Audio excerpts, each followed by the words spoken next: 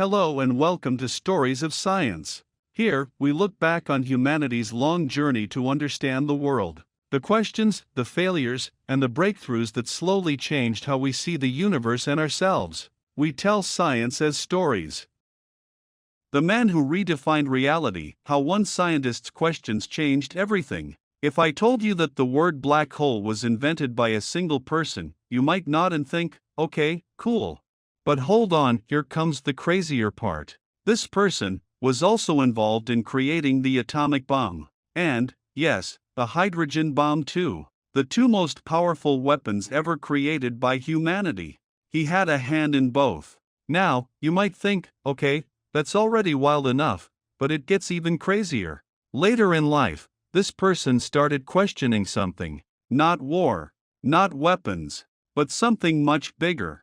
He began to wonder, maybe reality itself doesn't even exist. And no, this isn't some philosophical joke, this was a serious scientific issue.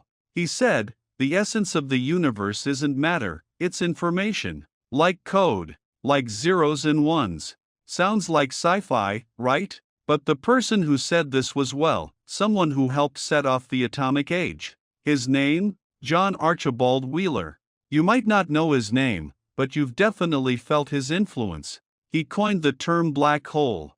He played a pivotal role in the nuclear era. And he changed how we understand the universe. But here's the big question. Why would a guy studying the universe also be making the most dangerous weapons? And why, after building weapons, did he dive deep into studying black holes? And even crazier, why, at the very edge of science, did he start wondering if the world itself could be fake? These might seem like separate ideas, but in his life, they were all connected. A line that kept getting more extreme, taking humanity from the heart of the atom all the way to the edge of the universe.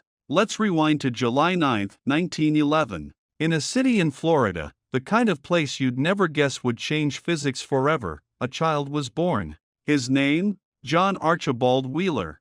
No famous family. No scientific heritage. He didn't even have a lab. What he had, though, was a room full of books. His father? A librarian. Sounds pretty ordinary, right?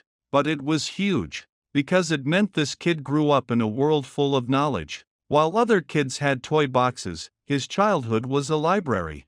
And the best part? Unlimited access. Can you picture it? A young boy, running around between bookshelves, flipping through pages, studying pictures, asking questions. And then getting his hands dirty. He wasn't just content with knowing, he wanted to do. He made calculating devices from wood like a primitive calculator. Not perfect, but incredibly resourceful. Even wilder, he tried to make weapons. That's right. As a little kid, he started figuring out how to launch things, and nearly blew himself up. It wasn't an accident. It was his nature. A very typical scientist trait, dangerous curiosity. Looking back, it makes perfect sense. Of course, he went on to work on the atomic bomb. He was just taking it to the next level. By 1926, he was 15. Most people? Still in high school, trying to figure out math problems. He skipped ahead. Straight to university. At Johns Hopkins University. This wasn't just any school. It was one of the best research universities in the country. And when he got there, no adjustment period. Just full throttle. He was studying physics and math at breakneck speed. The professors would explain something once, and he was already thinking about the next step.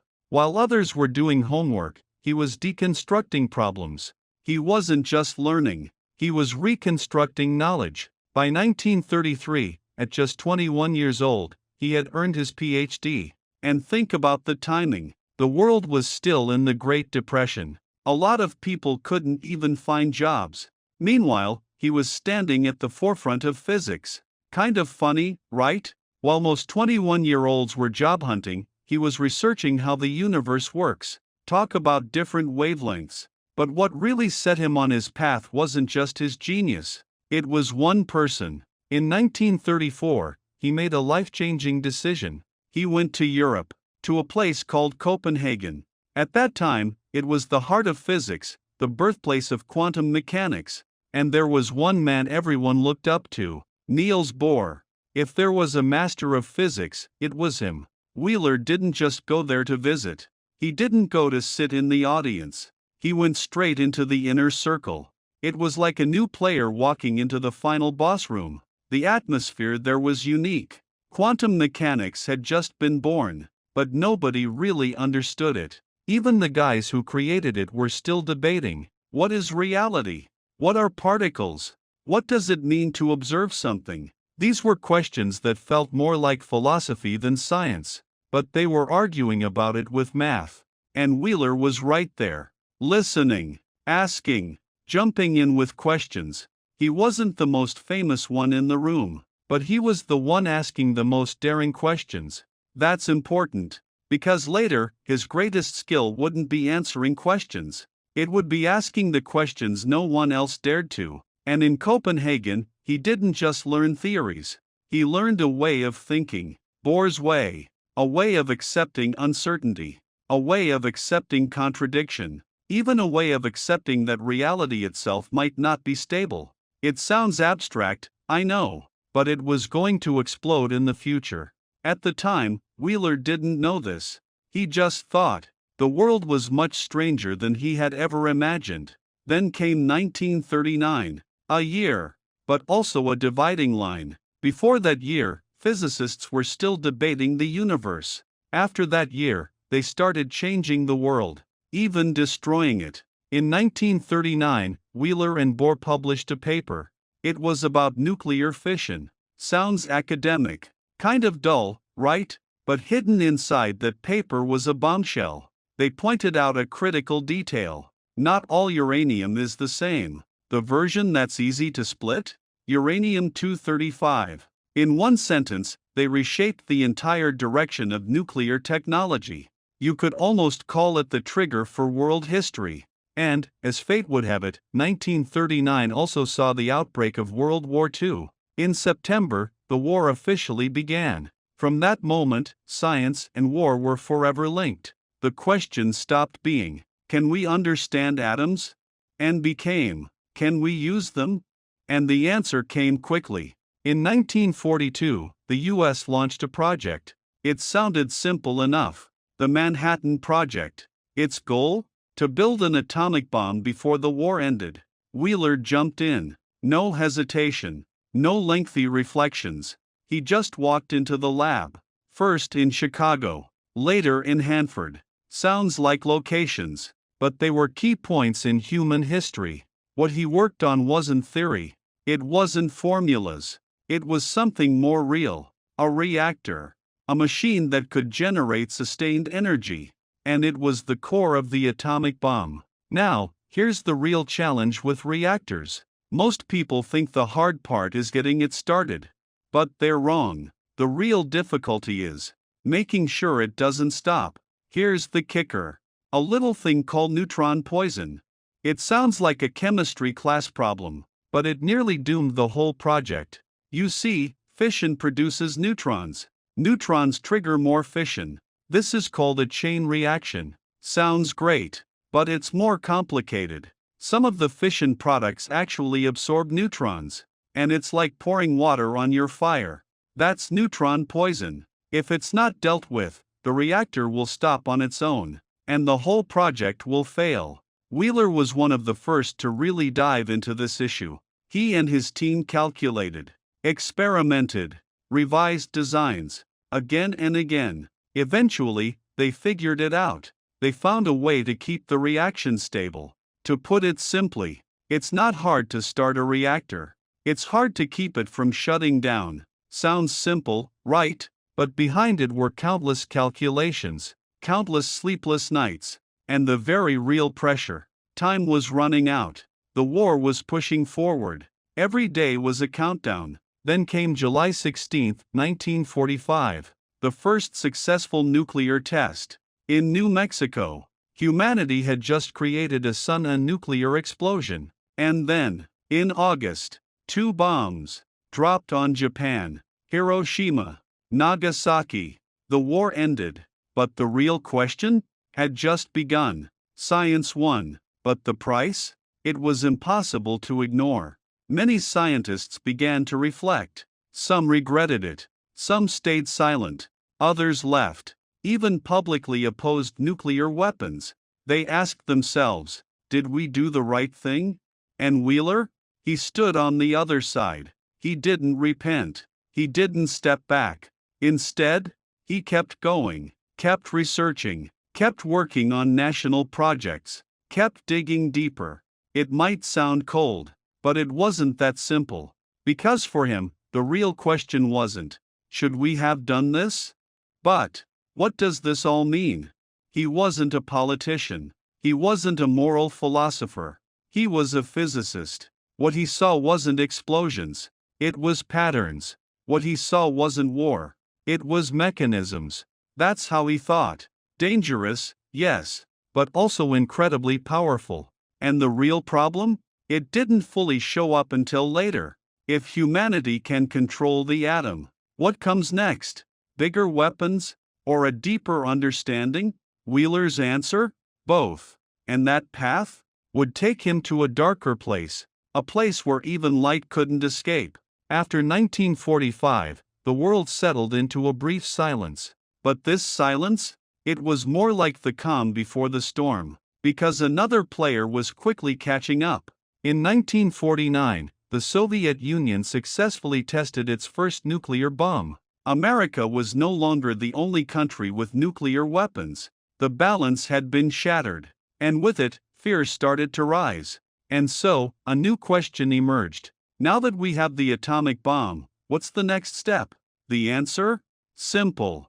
Bigger explosions. Stronger weapons. More complete destruction. This time, the goal was the hydrogen bomb. In 1950, the US officially kicked off its thermonuclear weapon program. And once again, John Archibald Wheeler stepped forward. He stood right at the front lines. But this time, he wasn't alone. He was with another controversial figure, Edward Teller. If the atomic bomb was terrifying, the hydrogen bomb was on a whole new level. To put it simply, the atomic bomb is fission. The hydrogen bomb? Fusion. One splits atoms apart, while the other presses them together. It sounds gentler, right? But the power? It's exponentially greater. Humor me here.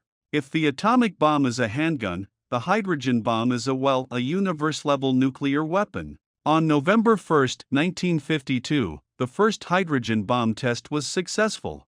Location? The Pacific Ocean. Code name? IV Mike. The explosion's energy? Over 10 million tons of TNT. The entire island? Gone. Not damaged. Erased. Not just off the map. It was wiped off the Earth. This wasn't just a weapon. It was the kind of force you'd expect from a natural disaster. And Wheeler? He just kept walking down that path. By this point, many people started to question. Why? Why would someone who'd already witnessed the devastation of the atomic bomb keep going? Isn't he afraid? Doesn't he hesitate? The answer? It's not as simple as it seems. Wheeler wasn't a warmonger. He wasn't working to bring about destruction. He wasn't in it for power. His drive was simpler. And, honestly, a lot more dangerous. He was obsessed with questions. He didn't see bombs. He saw limits. He saw the boundaries of the laws of physics. He wanted to know, how much energy can nature release? What's the limit? Can humanity touch that limit? To sum it up, he didn't want to destroy the world. He just wanted to know, where is the limit? It sounds like a reasonable question, but when you start chasing limits, it's hard to stop. Meanwhile, his life seemed almost surprisingly normal. Actually, there's an interesting contrast. Let's rewind a little. June 10, 1935. Wheeler got married. His wife, Janet. She was a teacher. They got engaged quickly, no long courtship. But the marriage? Steady. 4 decades. They had 3 kids. A pretty typical family setup, right? But here's the interesting detail. At the start, Wheeler's salary was around $2,300. Janet's? $2,400. That's right. She earned more than him. Humor me again. He researched the universe. She took care of the household. This wasn't a joke. It was real life. And that structure? It gave him more freedom. He could focus entirely on research, on thinking about the questions no one else dared to tackle. His home? It became his stable backdrop. No dramatic crises like many scientists have. Wheeler's family life? It was practically drama-free. In a way, it was his safe zone. And that might explain why he could keep pushing forward, without stopping, because behind him was a solid foundation. And for him, everything kept getting more extreme. By day, he was working on how to unleash even more energy. By night, he might be playing with his kids or chatting with Janet. It's a stark contrast, right? On one hand, he was working with humanity's most dangerous technologies. On the other, he was living the most ordinary family life. And between those two worlds, there were no sharp lines. He didn't consciously switch roles. He didn't have emotional outbursts. He simply kept thinking, kept pushing forward, kept asking, where is the limit? And that question? It would soon take him into a whole new realm. A realm far, far removed from explosions, fire, and even light. It was a place of darkness. In the 1950s, the world was still living under the shadow of nuclear weapons. And Wheeler? He suddenly turned in a different direction. Not because he was tired of explosions, but because he started to feel that atoms weren't extreme enough. Yes, you read that right. The guy who studied the atomic bomb thought atoms weren't crazy enough. So he turned to something else. Gravity. To be more precise, general relativity. Now, this might sound all high and lofty, but back then, almost no one was studying it. Why? It was too hard, too abstract, too useless. The mainstream physics community was all about particles, nuclear physics, quantum mechanics, stuff that could produce results that could even lead to weapons. And gravity, it's invisible. You can't touch it. You can't calculate it easily. And most people didn't even fully understand the equations. To sum it up, it was the no man's land of science. But Wheeler? He picked it. And not just as a side project. He dove straight into the abyss. He went back to Princeton University. And he did something remarkable. He began to redefine the study of gravity. But here's the problem. What could he really do on his own? Answer: not much. So, he didn't plan to work alone. He wanted to build an entire generation. He started gathering students like crazy. But not just to get their degrees. No, he was training minds. Training them to ask questions. Training them to face the unknown. His classes? They were unconventional. He didn't just teach knowledge. He kept asking questions. Why? What if the opposite is true? Are you sure about that? As soon as a student gave an answer, he'd follow up. And then follow up again. Until they were questioning their own lives.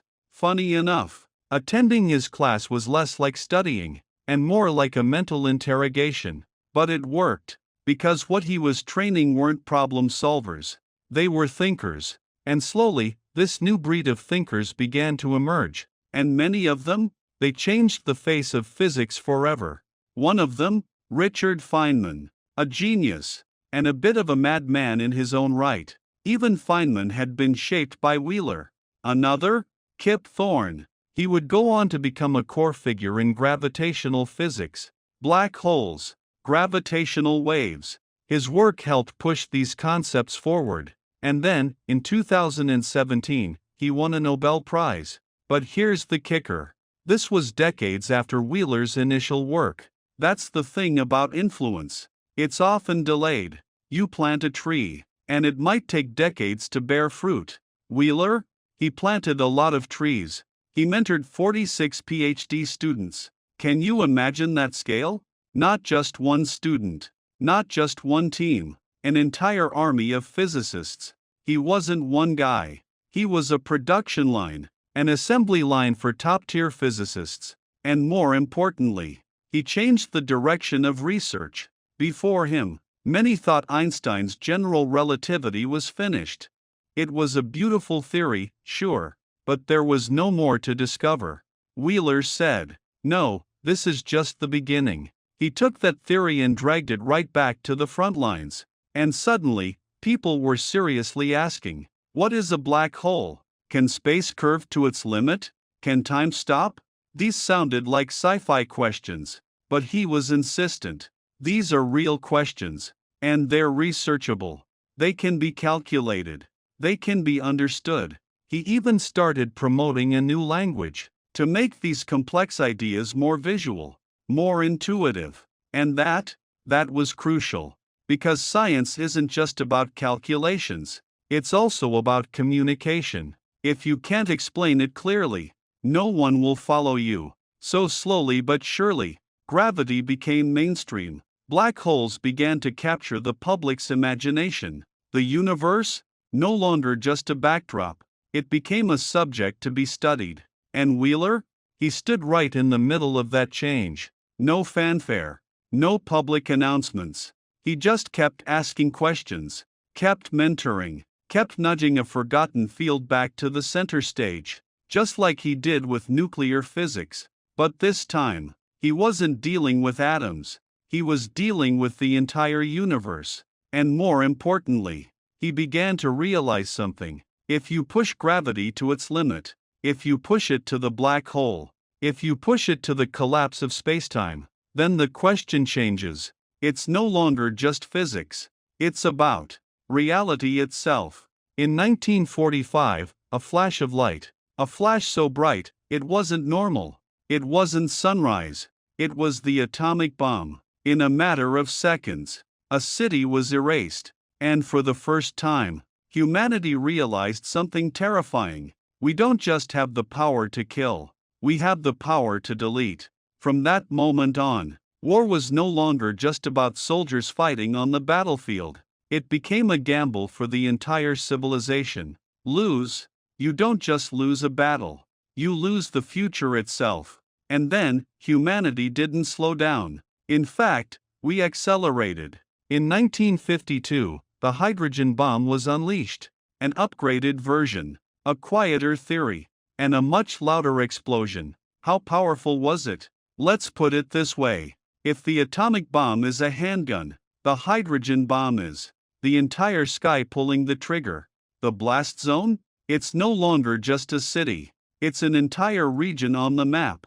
Maybe even a country. Maybe even the continuity of civilization itself. And here's where things get strange. The stronger you get, the less you dare to use it. Because once you use it, we all end. And that's the core of the Cold War. It wasn't about confrontation. It was about who's more afraid of dying. The US was stockpiling. So was the Soviet Union. The numbers kept climbing, from dozens to hundreds to thousands. Enough to destroy the Earth several times over. Sounds almost comical, right? But no one's laughing. Because one destruction is enough. The rest is just overtime. And so, the world entered a strange equilibrium. A peace maintained by fear.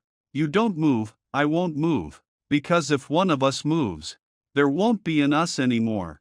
And right in the center of all this was one man, not on the battlefield, but in front of a chalkboard, not pushing buttons, but writing formulas. And those formulas?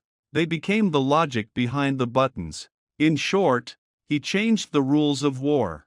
From who's stronger to who dares to disappear first. The first level of impact? Real, cold, direct. But the deeper change? It was within science itself. After the 1950s, something strange happened. The smartest minds began leaving nuclear physics. They no longer wanted to build bigger bombs. They wanted to know, how does the universe really work? And so, the focus shifted from atoms to gravity. Back then, gravity theory was almost untouched. It was old. It was difficult. It was considered useless. Einstein's theory of general relativity? It was admired as a beautiful piece of mathematical art, but not seen as a tool, until a group of people started taking it seriously. And suddenly, black holes were back in the spotlight. No longer just mathematical points in calculations, but real, physical objects in space. People started asking, What happens when a star collapses? What if light can't escape? What's inside? Where did the information go? Does time even exist inside a black hole? The deeper the questions, the fewer the answers. But the number of researchers? It was growing. And that's when the turning point happened. A neglected field became the forefront of science. Students flooded in. Papers exploded. The entire discipline was revived. Decades later, the answers began to echo. In 2015, a faint signal was detected. Not light, not electromagnetic waves, but a vibration in spacetime itself. Gravitational waves. Two black holes, merging far in the distance. The vibrations rippled across the universe, like ripples in a pond. Eventually, they were caught by human instruments. At that moment, the theory became reality. Equations on paper became curves on a screen. Decades of effort. Finally, humanity heard the universe. And this is the second level of impact. Scientific, far-reaching, enduring. But the third level? This is where it gets really dangerous. And also fascinating. If the universe can be described by information, does matter even matter? If everything is just a code, what does reality actually mean? The table you see, does it really exist? Or is it just a rendered result? This isn't sci-fi. This is serious discussion. The information universe, a core idea. It's not things that make up the world. It's information that defines things. In other words, particles aren't the essence. Bits are. 0 and 1. Yes or no. Existence or non-existence. They form everything. And with this step, physics is thrust into philosophy. And then, into the abyss. Because the next step is even bolder. Simulating the universe. If the universe can be described, it can be computed. If it can be computed, it can be simulated. If it can be simulated, then it means someone can run it. Here's the catch. If a civilization could simulate the universe, would it simulate just one? Of course not. It would simulate many, countless. So, the real universe? It's just one of many. Simulated universes? They're infinite. Probability tells you one thing. You're more likely to be in a simulation. Welcome to the world of doubt. Your memories? They might be written in. Your choices? They might be the result of calculations. Your existence? It could just be a process running. Sounds wild, right? But the logical chain is pretty clean. And more people are starting to take it seriously. This is the third level of impact. Ideas. They don't directly destroy cities, but they destroy your perception of reality. You start questioning, does real even mean anything? And then, there's the final level.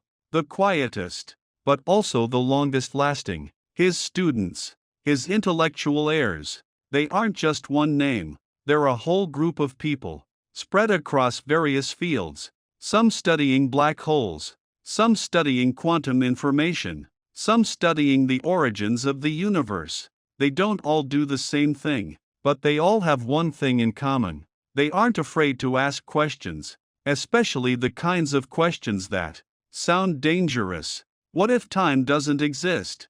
What if information doesn't disappear? What if reality is just an approximation? These questions?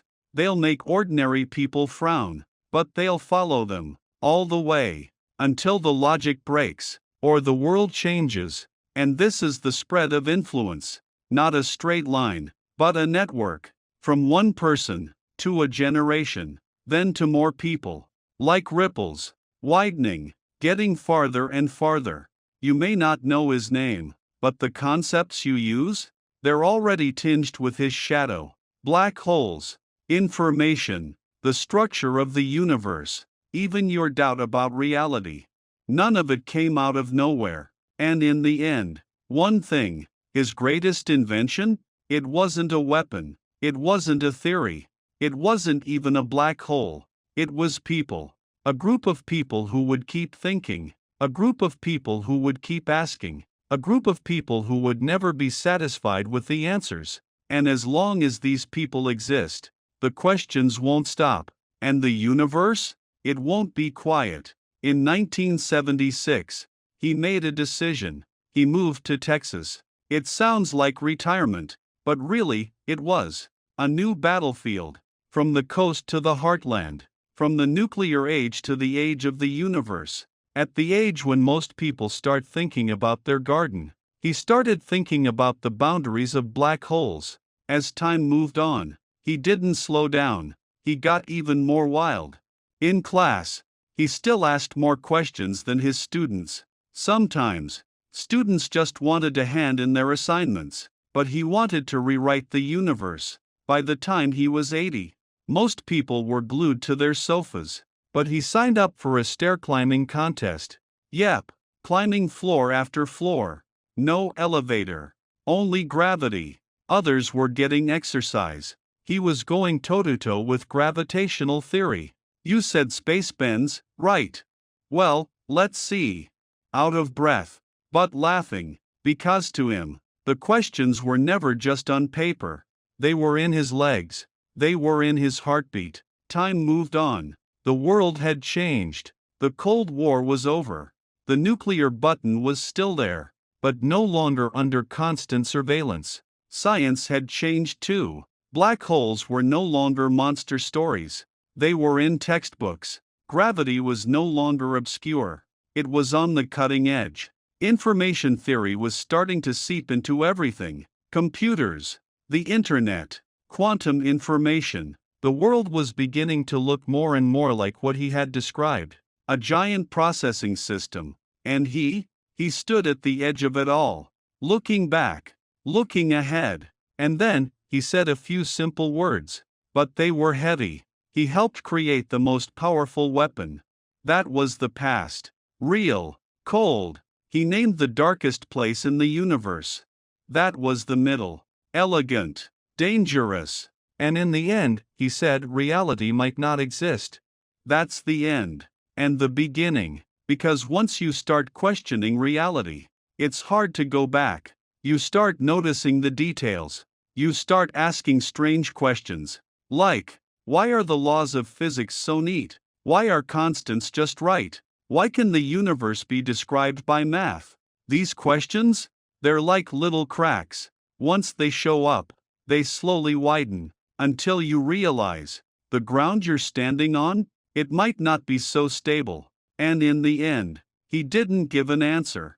He never liked giving answers. He preferred to throw the question back at you. So now, it's your turn. If the universe is just information, then this video you're watching right now might just be a line of code. The people who change the world usually just think one step deeper. If this story made you see things differently, hit like, subscribe, and save it. See you in the next story.